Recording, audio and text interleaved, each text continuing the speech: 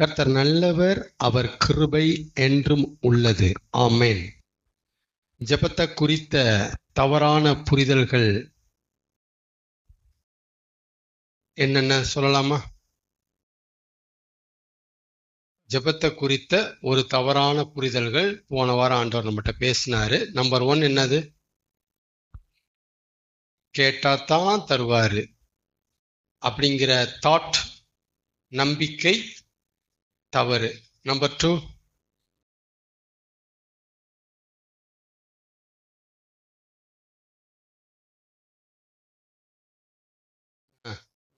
என்ன முக்கியமானது?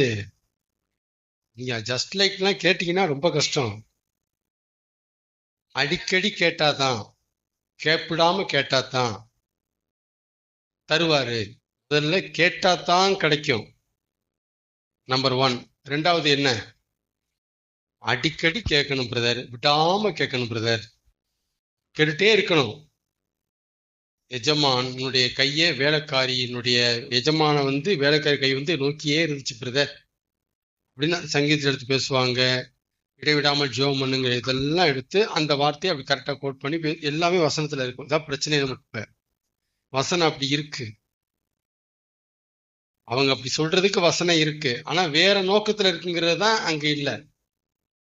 அது அந்த நோக்கத்துல இல்லைன்னு தான் நம்ம பேசிட்டு இருக்கிறோம். எடுத்து வசனம் கரெக்டு, ஜெபம் பண்றது கேட்கணுங்கிறது கரெக்டு, இடைவிடாமல் கேட்கணுங்கிறது ரொம்பவே கரெக்டு. 3வது என்னது?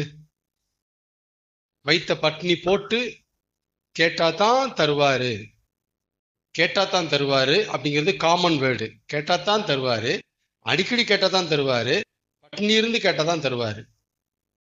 கேட்டாதான் தருவாருங்கிறது காமன். அப்படி வச்சுட்டு மைண்ட் வச்சுக்கணும், ரெஜிஸ்டர் பண்ணுங்க. இந்த வேர்டு ரொம்ப முக்கியம். 3மே சர்வசாதாரணமா நம்ம கிறிஸ்தவ மதத்துல உலாவிட்டு இருக்கு, சர்வசாதாரணமா இருக்கு.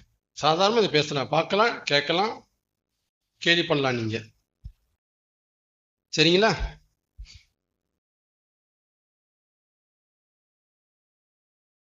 சரியான புரிதல் என்னது?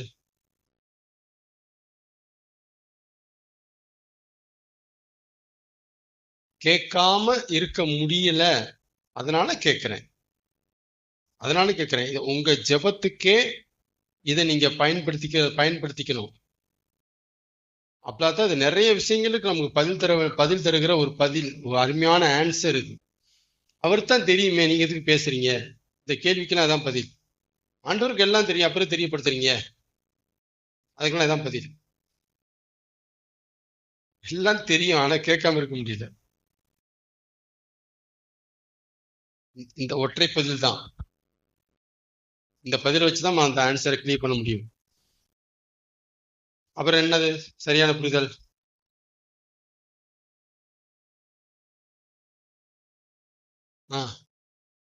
கேட்டாதான் தருவாரு, அடிக்கடி கேட்டாதான் தருவாருக்கு ஒரே பதில், கேட்காம இருக்க முடியல, அதனால கேட்கிறேன். கேட்காம இருக்க முடியும் பட்சத்தை நான் கேட்கவே மாட்டேன். முடியலன்னா கேட்கத்தான் செய்வேன். அது என்னாலேயே தவிர்க்க முடியாது, அது என்னை மீறின ஒரு செயல். இதனால அந்த பிரஷர் அப்படி நான் கேட்காம இருக்க முடியாது. அப்புறம்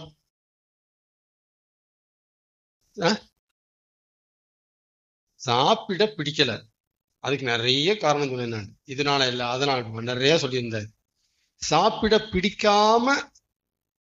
சாப்பிடாம கேட்கறது தான் ஃபாஸ்டிங் ப்ரேயர்.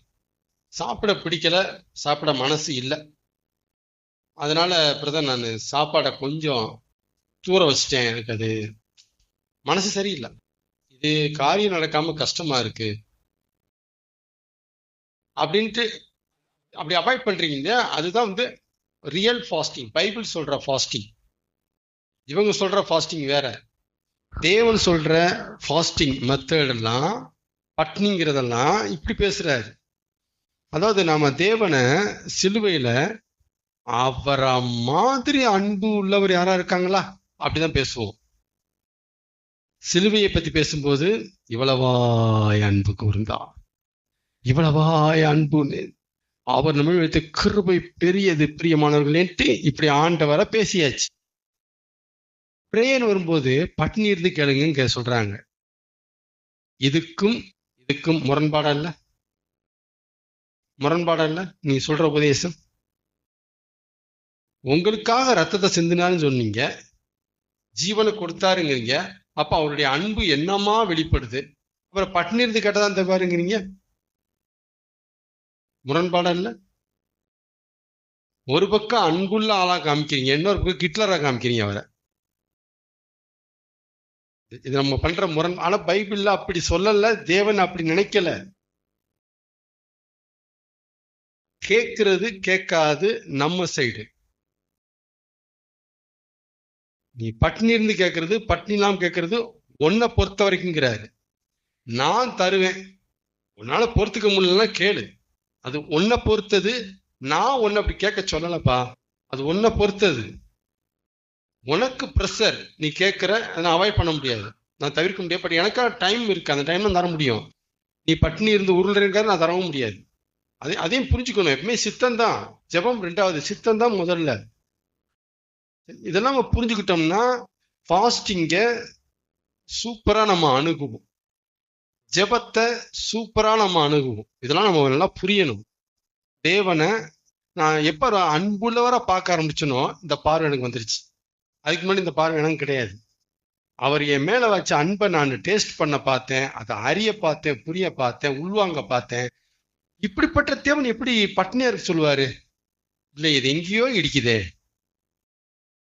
இது இடிக்குது, இது தேவன் கற்பித்த ஆலோசனை இல்லை. ஆனா ஃபாஸ்டிங் வந்திருக்கு. அப்ப எப்படி இருக்கிறாங்க? என்ன காரணம்? அவர் சொல்லியா இருக்கிறாங்க. உடலை வருத்துறது தேவனுக்கு ஆகாது. புரியுதுங்களா? மற்ற மதத்தினரும் கடவுள்கிட்ட உடலை வருத்தி கேட்கிறாங்க. அப்ப நம்ம ஆண்டவர் அப்படிதான் செய்ய சொல்றாரா? ஒன்னா போச்சுல நீ சொல்றது? ஒன்னா இருக்குங்க, ரெண்டு பேரையும் ஒன்னா ஆக்குறீங்க நீங்க. அதனால தெளிவா புரிஞ்சுங்க, கேட்கறது கேட்காது உங்க இஷ்டம், நான் தருவேன். உனக்காக ஆயத்த பண்ணது உன் மடியில் வந்து விழுவும். பட் கேட்கறது கேட்காத ஓ இஷ்டம். கேளுங்கள் அப்பொழுது கொடுக்கப்படும், கேட்டாதான் கொடுக்கப்படும். அப்படி சொல்லலையே, அப்படி சொல்லலையே அவரு. கேளுங்கள் கொடுக்கப்படும். ஆமா, எப்படி கேளுங்கள்? அங்கதானே மேட்ரு. அவர் கூப்பிடுகிற காக்கை குஞ்சுகளுக்கும் ஆகாரம் கொடுக்கிறார், உண்மை. அதனால நீங்க கூப்பிடாம வாயில சும்மா இருந்தீங்கன்னா உங்களுக்கு கிடைக்காது அப்படின்னா அதுவும் மீனிங் தப்பு. கூப்பிடுகிற காக்கை குஞ்சுகளுக்கும் என்ன கொடுக்கிறாரு? ஆகாரம் கொடுக்கிறாரு. அப்ப அந்த காக்கை குஞ்சுகள் எதுக்காக கூப்பிட்டுருக்கு? ஆகாரத்துக்கு. அந்த ஆகாரத்துக்கு காக்கை குஞ்சுகளுக்கு என்ன ஆயிருக்கு? பசி. சும்மாவா கூப்பிட்டுச்சது? பசி இருந்தா கூப்பிட்டு தானே ஆகணும், ப்ரெஷர் இருந்தா நீ கேட்டுத்தானே ஆகணும். இப்படி பேசுங்கிறேன் நான். பசிப்பா, அதனால காக்கை குஞ்சு கூப்பிட்டுச்சுப்பா, அதனால ஆகாரம் கிடைச்சிச்சுப்பா. இதான் மேனுவல் மோடு, ஆட்டோ மோடு. பசி இருந்தா கூப்பிடுவோம், தேவை இருந்தா கூப்பிடுவோம், ப்ரெஷர் இருந்தா கூப்பிடுவோம். ஹை ப்ரெஷர்னா உணவை அவாய்ட் பண்ணுவோம். Default system. இப்படிதான் பைபிளை புரிஞ்சுக்கணும். இப்படிதான் இருக்கு. அதாவது அவரை நல்லவரா பார்த்துட்டோம்னா, அவரை அன்புள்ளவரா பார்த்துட்டோம்னா இப்படித்தான் பார்வை போறோம். இந்த மாதிரி இவங்க சொல்ற மாதிரி அத்தெடுக்க மனசு வரவே வராது. 10 கோடி ஆட்கள் உட்கார்ந்து இல்ல பட்டினி இருந்து கேட்டாதான் தருவார்னா மனசு ஒத்துக்காது. ரெண்டுக்குமே சம்பந்தம் கிடையாது. சிலுவையின் காட்சிக்கும் நீங்க இதுக்கு கொடுக்கிற விளக்கத்துக்கும் சம்பந்தமே இல்லை. நம்மளே ஒரு பக்கம் அப்படி காமிக்கிறோம், ஒரு பக்கம் இப்படி காமிக்கிறோம். அதனால இந்த ஆலோசனை, இந்த ஐடியா, இந்த உபதேசம் தேவனிடத்திலிருந்து வந்ததல்ல. பட்டினி இருந்து கேளு, நீ ஏன் கேட்கல? தர முடியாது. ஐயோ. அதனால தெளிவா மைண்ட் செட் பண்ணுங்க. நம்ம கேட்கறது கேட்காது நம்மளை பொறுத்த விஷயம், நம்மளை பொறுத்த விஷயம், நம்முடைய ப்ரெஷரை பொறுத்த விஷயம். சரிங்களா? உங்களை கேட்ட ஆண்டவர் படைக்கல, எவ்வளவோ பேசுறாரு நம்மகிட்ட. நம்மளை கேட்டா படைச்சாரு. மரத்தை வச்சு என்ன செய்வான்? உலகத்தான் சொல்றான், தண்ணி ஊற்றுவான். அவனுக்கு தெரியுது, எல்லாமே தண்ணி ஊற்றுவான் அப்படின்ட்டு நமக்கு தெரியுது. அதே நேரத்துல நம்ம சும்மா இருக்க முடியாதுங்கிறத அங்க சொல்ல வரேன் நான். அவர் தருவார் தெரியும், ஆனசமா இருக்க முடியாது. அதான் ப்ரெஷர், அதான் நடத்துதல். அவர் ஜெபிக்க வைக்கும்போது ஜெபிக்காம இருக்க முடியாது, கேட்ட தீர்வோம். அவர் பாரத்தை உள்ள புஷ் பண்ணும்போது வாய் திறந்துடும். இப்படித்தான் நீங்க ஜெபத்தை பேசணும், ஜெபத்தை பத்தி உபதேசிக்கணும், ஜெபத்தை நீங்க அணுகணும். ஜெபத்தை ஒரு மந்திரம் மாதிரி, மாயாஜாலம் மாதிரி, ஜெபிச்ச பிரதர் ஆண்டு கொடுத்துட்டாருங்க மாதிரி, இந்த மாதிரி உங்களை தூக்கி வச்சே காட்டவே கூடாது, காட்டவே கூடாது. அதனால நம்ம இன்னும் ரொம்ப ஸ்ட்ராங்கா பேசணும்னா நம்முடைய ஜெபத்தை தாண்டி ஆண்டவர் ஒர்க் பண்றார். இதான் உண்மை, இதுதான் உண்மை. உங்க ஜெபத்தை தாண்டி ஒர்க் பண்றார். ஜெபத்தை எதிர்பார்த்து இல்ல, திரும்ப சொல்றேன், உங்க ஜெபத்தை எதிர்பார்த்து ஆண்டவர் கிரியை செய்யல, உங்க ஜெபத்தை தாண்டி அவர் ஒர்க் பண்றாரு. ஏன்னா அவர் ஒரு தகப்பன் நல்லவர். உங்க ஜெபத்தை தாண்டி அவர் ஒர்க் பண்றாரு. அண்ணாண்ட போய் சொன்னாங்களா கேளு கேளுன்னு? பிரஷர். கேட்டா தான் தருவார். நான் போய் கேட்டா, ஐயோ என்னால முடியல சாமி, பிள்ளைய கொடுங்க. அதான் பிரஷர். எஸ்தர் சும்மா கேட்டாங்க போய், பிரஷர்ப்பா அதெல்லாம், இது புரிஞ்சுக்க மாட்டேங்கிறாங்க. பிரஷர் இது, பிரஷரே. அதாவது கேட்காம இருக்க முடியும்னா கேட்க தேவையில்லை, இந்த மைண்ட் செட் வரணும். கேட்காம இருக்க முடியலன்னா, முடியாதுன்னா, இருக்க முடியுதுன்னா அப்புறம் ஆண்டவர் தருவாருங்கிற ஃபெய்த் இருந்தா போதும்.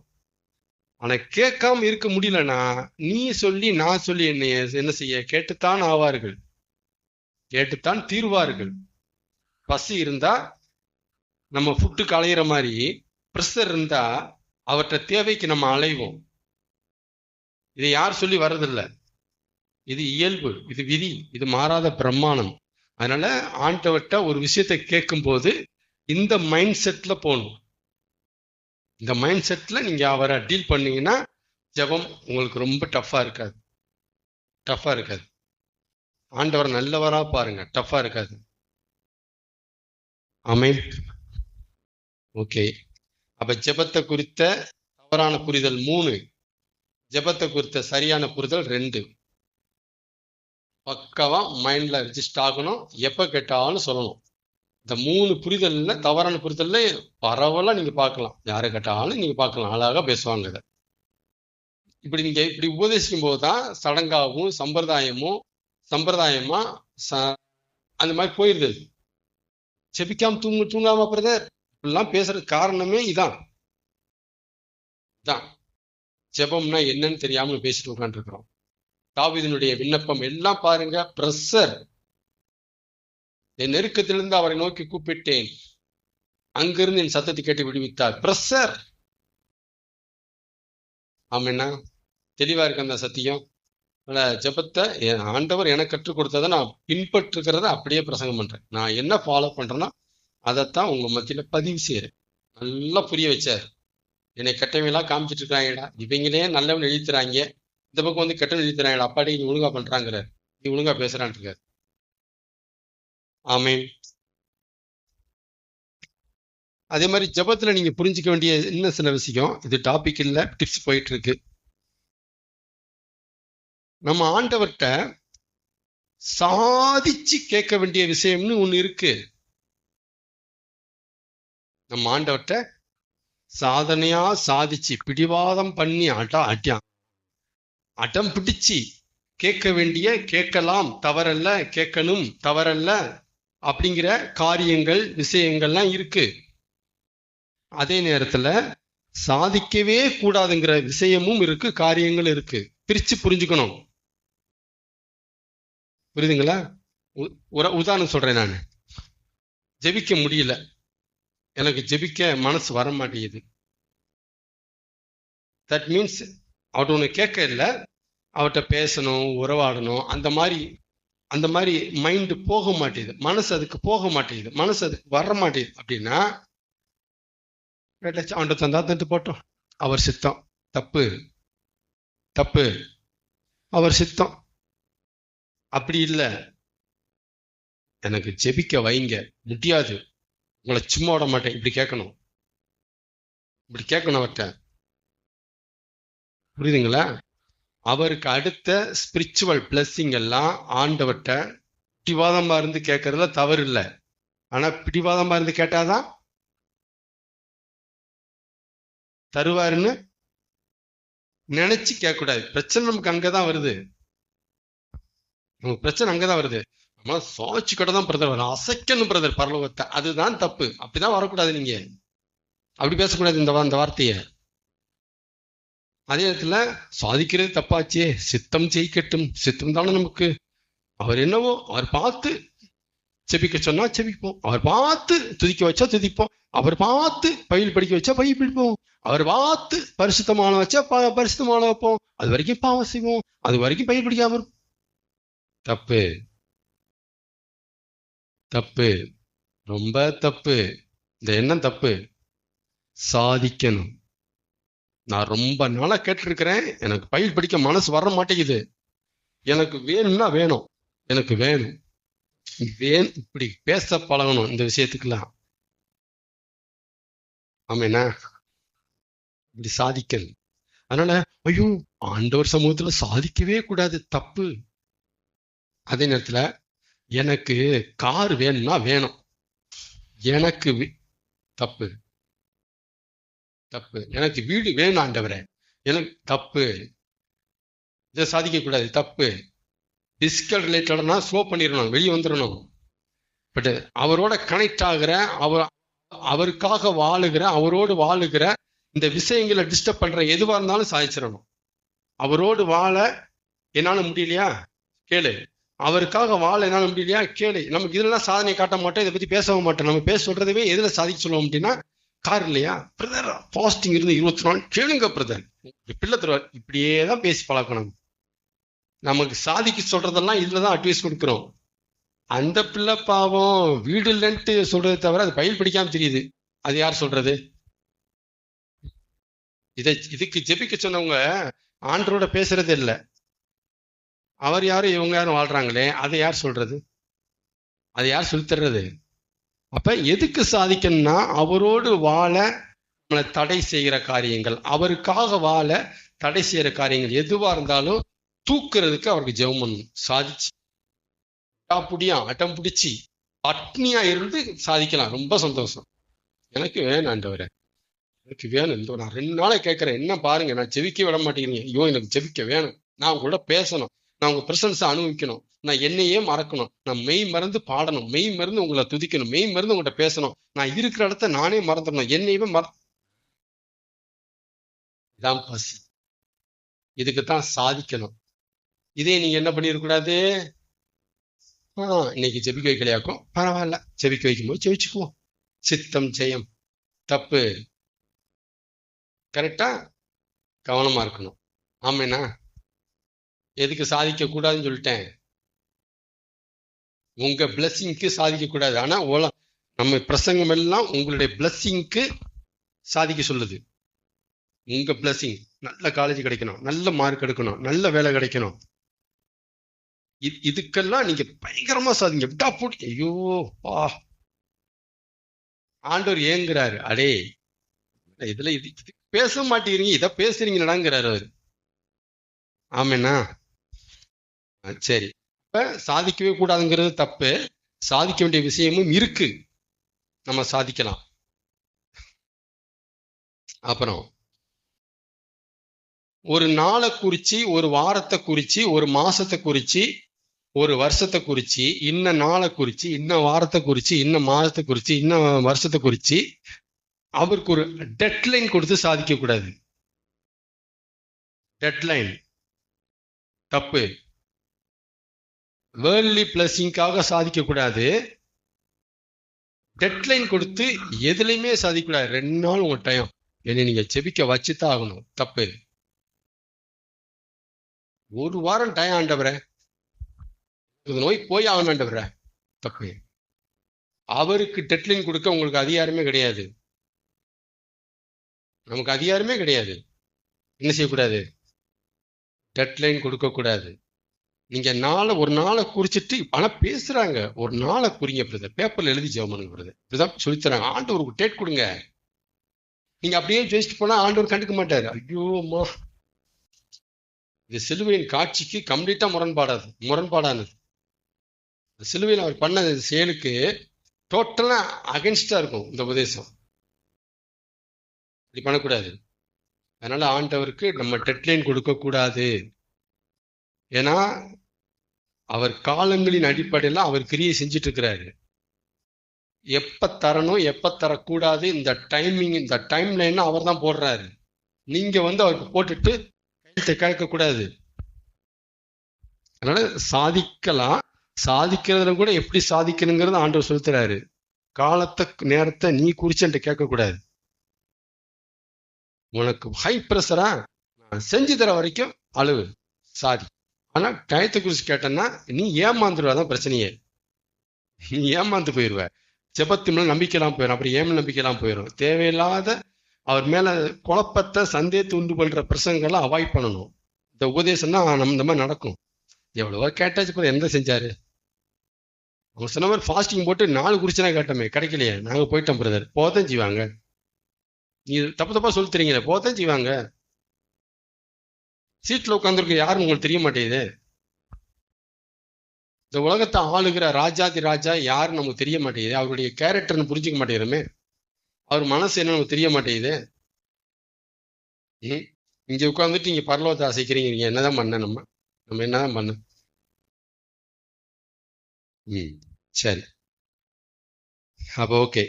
ஜெபத்தை டச் பண்ணிட்டு வந்துட்டாரா? இதெல்லாம் கொஞ்சம் ஒரு கோர்வை. ஜெபத்தை குறித்து நான் ரொம்ப நாளா பல மாதங்களா அப்படி சொன்னதனுடைய ஃபில்டர் உங்களுக்கு ட்ராப்ஸ் கொடுத்துருக்கு. அப்படி ஜூஸ் மாதிரி இதான்ப்பா ஜெபம்னு சொல்லி கொடுத்துருக்கேன். இதான்ப்பா ஜெபம்.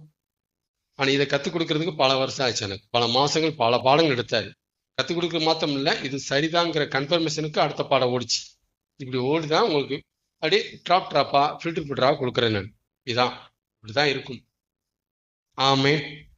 தேவனுடைய காரியம் உலகத்தை பைத்தியக்காரத்தனமாக்கும். என்னவாக்கும்? தேவனுடைய காரியம் உலகத்தை பைத்தியக்காரத்தனமா ஆக்குறதுனாலதான் உலகத்துக்கு அவர் காரியம் பைத்தியக்காரத்தனமா இருக்கு. உலகத்துக்கு அவர் காரியம் பைத்தியக்காரத்தனமா இருக்கு. உதாரணத்துக்கு நோவாவை எடுப்போமே. நோவா மழை பெய்ய போகுது, உலகம் அழிய போகுது, தண்ணினா அழிய போகுது அப்படின்ட்டு பேழையை கட்டினாரு. அப்ப அவர் செய்யற காரியம் உலகத்தை பைத்தியக்காரத்தனமாக்குறது இல்ல. என்னடா பைத்தியக்காரன் ஆக்கிட்டு இருக்கியான்னு சொல்ல மாட்டாங்க எல்லாரும். அப்ப தேவன் செய்ய சொல்ற காரியம் உலகத்தை பைத்தியக்காரத்தனமா ஆக்குது. தண்ணி ஊத்துனா திராட்சை ரசமா? பைத்தியக்காரன் நினைச்சியா? உலகம் நம்மகிட்ட கேக்குது, பைத்தியக்காரன் நினைச்சியா? அப்ப தேவனுடைய காரியங்கள் உலகத்தை பைத்தியக்காரத்தனமா ஆக்கிட்டு இருக்கு. அப்ப நாங்கெல்லாம் ஒண்ணும் இல்ல, நீ பேச வேண்டியாக்கோ, நாங்க காதுல பூ வச்சுட்டு இருக்கிறோம். இதான் உலகத்தை பைத்தியக்காரத்தனமா ஆக்குது. அப்ப தேவனுடைய காரியம் உலகத்தை பைத்தியக்காரத்தனமா ஆக்குறதுனாலதான் உலகத்துக்கு தேவனுடைய காரியம் பைத்தியக்காரத்தனமா இருக்கு. பைத்தியமா பேசிட்டு இருக்கிறான். இதைத்தான் பவுல் அங்க எழுதுறாரு. 1 கொரிந்தியர்ல 1ஆம் அதிகாரம் 22, 23, 24, 25 எழுதி காட்டுறாரு. பைத்தியம். யூதர்கள் அடையாளத்தை தேடுகிறார்கள், கிரேக்கர்கள் ஞானத்தை தேடுகிறார்கள். அவர் யூதருக்கு இடரலாயும் கிரேக்கருக்கு பைத்தியமாயும் இருக்கிறார். ஆயிலும் தேவனுடைய பைத்தியமானது மனுஷனுடைய ஞானத்திலும் அதிக ஞானமுள்ளதா இருக்கிறது. பின்னாடி எழுதுறாரு, அதிக ஞானமா இருக்கு. நீ தேவனுடைய காரியத்தை பைத்தியம் சொல்றல்ல, பட் ரியாலிட்டி என்ன தெரியுமா? உன்னுடைய ஞானத்தை விட ஹெவி ஞானம் அது. நாங்களோ சிலுவில் அறையப்பட்ட கிறிஸ்துவை பிரசங்கிக்கிறோம், அது உங்களுக்கு பைத்தியமா இருக்கு. இயேசுனுடைய சிலுவை காட்சி கிரேக்கர்களுக்கு பைத்தியம். என்ன சொல்றேன்? ரட்சிப்பு என்னடா சொல்றாங்க? ரத்தங்கள் பைத்தியம். அவர் நமக்கா செஞ்ச ரட்சிப்பு உலகத்தை பைத்தியக்காரத்தனம் ஆக்கிட்டு இருக்கு. என்னது? நம்புனா பாவம் மன்னிக்கப்படுதா? இங்க பாடுறா வந்துட்டாங்க. உலகத்தை பைத்தியக்காரத்தனம் ஆக்கிட்டு இருக்கு. அதனாலதான் அந்த காரியத்தை பைத்தியம் சொல்றாங்க. சரிங்களா? இதேதான் ஆபிரகாம் எடுத்த என்ன சொன்னாலும் நம்ம இப்ப நம்முடைய காரியமே உலகத்தை பைத்தியக்காரத்தனம் ஆக்கிற காரியம். என்ன பேசுறாங்க? பகல் நடத்துறாங்க, நைட் நடத்துறாங்க, வைத்துக்காரு அப்படின்னு. புரியுதா? அதனால தேவனுடைய காரியம் உலகத்தை பைத்தியக்காரத்தனம் ஆக்கிட்டு இருக்கு. அதனாலதான் உலகத்துக்கு தேவனுடைய காரியம் பைத்தியக்காரத்தனமா இருக்கு. முதல்ல அதை புரிஞ்சுக்கணும். ஏன் உலகம் வந்து இவரை வந்து பைத்தியம் சொல்லிட்டு இருக்கு அப்படின்னா, இவர் உலகத்தை பைத்தியமாக்கிட்டு இருக்கிறாரு. இவர் காரியமே அப்படிதான் இருக்கு. ஆறு வனாந்தரத்துல பள்ளத்தக்குல அதை விட்டு இதை விட்டு மழையை பார்க்க மாட்டேங்க, தண்ணி வரும். என்னப்பா பைத்தியக்காரத்தனமா இருக்கு, என்னப்பா சொல்றீங்க? அப்படிதான். இவர் உலகத்தை பைத்தியமாக்குறதுனாலதான் உலகம் இவருடைய காரியத்தை பைத்தியம். ஆமேனா? வெளியே ஒண்ணு பெருசா நடக்கல, ஆனா நமக்குள்ள தேவனுடைய நடத்துதல் பெருசாவே இருக்கு. வெளியே ஒண்ணும் சொல்லிக்கிற மாதிரி பெருசா நடக்கலைங்க. ஆனா பாருங்களேன், டே பை டே அனுதினமும் பாத்தீங்கன்னா உங்களுக்கு தேவனுடைய டச்சிங்கும் தொடுதலும் ரெவலேஷனும் வெளிச்சங்களும், ஐயோ என்ன சமாதானம், என்ன வெளிச்சம், என்ன ஒரு தைரியம், என்ன ஹோப்பு அப்படி இருக்குன்னா, இப்ப எழுதி வச்சுக்கோங்க, கண்டிப்பா வெளியே பெருசா நடக்க போகுது. டெஃபினட்டா நடக்கும். வெளியே ஒண்ணும் நடக்கல சொல்லிக்கிற மாதிரி, பட் உள்ள சொல்லிக்கிற மாதிரி நிறையவே நடக்குது அப்படின்னா கண்டிப்பா ஒரு நாள் வெளியே பெருசா நடந்துடும். ஃபார் அன் எக்ஸாம்பிள் யோசேப்பினுடைய காரியம் அதான்.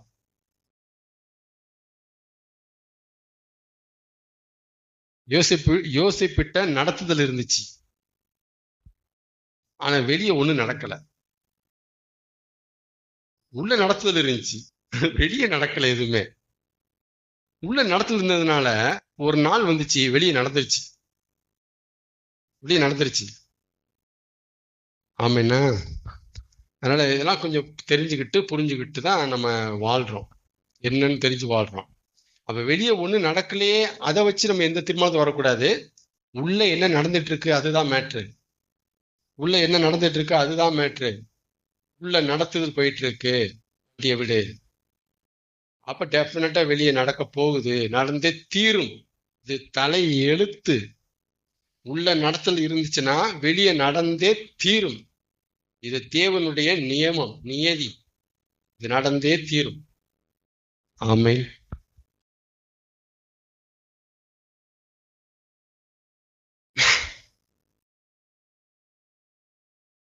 கர்த்தர் நல்லவர். உட்காரலாமா?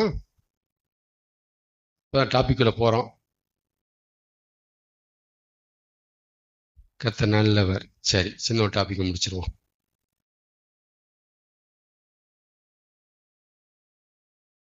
எனக்கு ஏன் பிரச்சனையா வருது,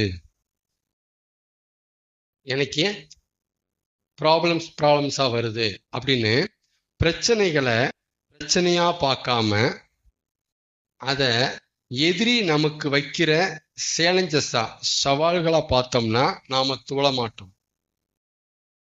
நீங்க ப்ராப்ளமா பார்க்காம எதிரி நமக்கு முன்னாடி வைக்கிற சேலஞ்ச், சவால். இப்ப என்னடா செய்வ? சவால். தானியல் என்ன செய்வ? ஜெயிப்பியா? சாத்ராக் என்ன கர்த்தரே தெய்வம் சொல்லுவியா நீயே? சவாலா பாத்தீங்கன்னா, நீங்க பிரச்சனை பாத்தீங்கன்னா கவலை, கண்ணீர், மனசஞ்சலம், பாரம், சந்தோஷமின்மை, நிம்மதியின்மை எல்லாமே வந்துடும். ஏன் எனக்கு பிரச்சனையா வருது? அதை நீங்க சேலஞ்சா பார்த்துட்டீங்கன்னா வேற அங்கேயில போயிருவீங்க. அதை ஃபேஸ் பண்ண பார்ப்பீங்க. அப்படியா, இந்த வரேன்டா, இதை ஃபேஸ் பண்றேன், என்ன இவ்வளவுதானே? தான் சவாலா பார்க்கணும். அதாவது இப்ப என்ன செய்வ அப்படின்னு நமக்கு முன்னாடி எதிரி வைக்கிறான். கோலியாத்து மாதிரி. கோலியாத்த சவுல், இஸ்ரவேலர்கள் பிரச்சனையா பார்த்தாங்க. கோலியாத்தை பொறுத்த வரைக்கும் தலைவலி வந்துட்டான்டா பாருங்க, டெய்லி வரானப்பா, எப்ப போவானே தெரியலையே. சவுலுக்கும் இஸ்ரவேலருக்கும் கோலியாத்து ப்ராப்ளம், ஆனா தாவீதுக்கு சேலஞ்ச். அத சவாலா பார்த்தான். வரேன்டா அப்படின்னா. இப்ப சவாலா பாத்தீங்கன்னா பிரச்சனைகளை சந்திக்க ஸ்டெப்பை முன்னாடி வைப்பீங்க. நீங்க பிரச்சனையா பாத்தீங்கன்னா பிரச்சனை விட்டு விலகுறதுக்கு வழியை பார்ப்பீங்க, காலை பின்னாடி வைப்பீங்க, எடுத்து முன்னாடி வைக்கணும். அதாவது தேவனை பொறுத்த வரைக்கும் எதையும் சந்திக்க நம்மள ரெடி பண்றாரு. எதையும் நான் பேஸ் பண்றேன்ப்பா, அப்படிதான் நம்ம ரெடி பண்ணுவாரு. எதையும் ஏத்துக்க நம்மளை ரெடி பண்ணுவார். ரெண்டுமே வித்தியாசமான வார்த்தை.